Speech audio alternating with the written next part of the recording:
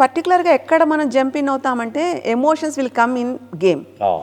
కానీ ఎమోషన్స్ మనల్ని వాడుతున్నాయి, అలా చేయకూడదండి. అలా వెళ్ళకూడదు. ఎమోషన్స్ని మనం వాడాలి. ఒక అమ్ముల పొద లాంటిది ఆ ఎమోషన్స్. ఏది అవసరమైతే అదే కొట్టాలి తప్ప ప్రతిదీ అక్కర్లా. అండ్ అలా అని చెప్పి ఎమోషన్స్ లేకుండా మనం లేవు. అందులో ఎమోషన్స్ ఎప్పుడు కూడా వదిలివేయబడ్డ తర్వాత వెనక్కి తెచ్చేదేం లేదు. రైట్. దాన్ని కావాలంటే హోల్డ్ లేదా ఇక్కడ హోల్డ్ చేయాలి, లేదా ఇక్కడ హోల్డ్ చేయాలి. సో నాకు తెలిసి పీనియల్ గ్లాండ్ మీద కనుక మనకు కొంచెం కమాండ్ ఉండి సాధన చేసి, అది ధ్యానం ద్వారా కావచ్చు, ప్రాణాయామం ద్వారా కావచ్చు, ముద్రలతోటి కావచ్చు, ఇతరత్ర అంశాలతోటి కావచ్చు చేస్తే బహుశా మనము చక్కటి జీవన విధానాన్ని ఏర్పరచుకోవచ్చు. మనకి సంఘటనలతోటి ఇబ్బంది కానీ మనుషులతో ఇబ్బంది రాకూడదు. అవును. కోపంతో ఎంతవరకు ఆ సంఘటన వరకు మాత్రమే ఉండాలి తప్ప మనిషితో ఉండకూడదు. అవును. ఓకే.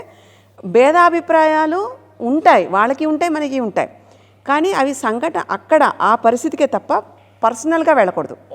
ఈ పర్సనల్గా వెళ్ళాయి అంటే మళ్ళీ క్యారీ ఫార్వర్డ్ అంతే. సో ఆ ఆపడం అనేది తెలియాలి. ఏ పరిస్థితికి మనం ఎంత విపులంగా, ఎంత ఎనలిటికల్గా దాన్ని చూస్తున్నాము, దానికి అంతవరకే వెళ్ళాలి. కానీ అంతకు మించి వెళ్ళకూడదు, అంతకు తక్కువగా కూడా జరగకూడదు. ఆ బ్యాలెన్సింగ్ తెలియాలి. ఆ తెలిసే conscious state will be given by the pineal gland.